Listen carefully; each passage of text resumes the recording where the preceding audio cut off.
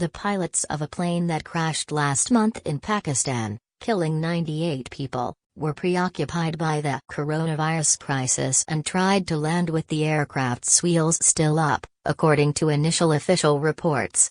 The Pakistan International Airlines (PIA) plane crashed into a crowded residential area on 22nd of May after both engines failed as it approached Karachi airport for a second landing attempt, killing all but 2 people on board, and a child on the ground. The preliminary report outlines the flight's chaotic final minutes and a bizarre series of errors compounded by communication failures with air traffic control. Investigators found the plane was at more than twice the correct altitude when it first approached the runway, and that tower advised the pilots to circle for a more gradual descent, the report states.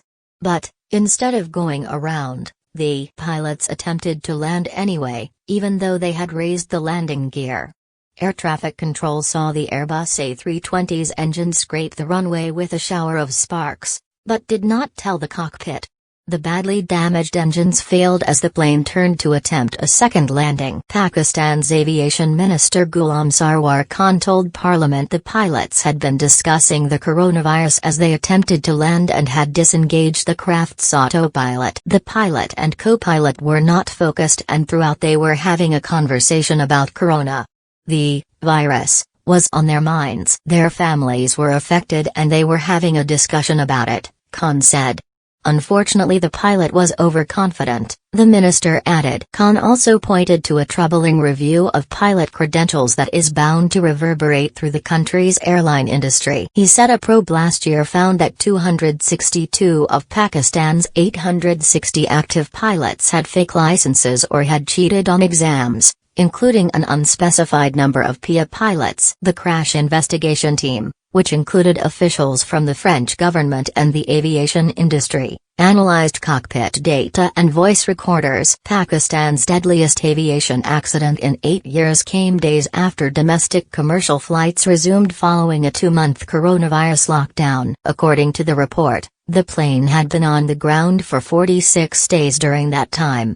But it was 100% fit for flying. There was no technical fault, Khan said. Qasim Kadim, a spokesman for the Pakistan Airline Pilots Association, called the investigation's findings mind-boggling. How could it happen? It just baffles me, he said. The greatest pilots with the best records have made mistakes. Humans make mistakes.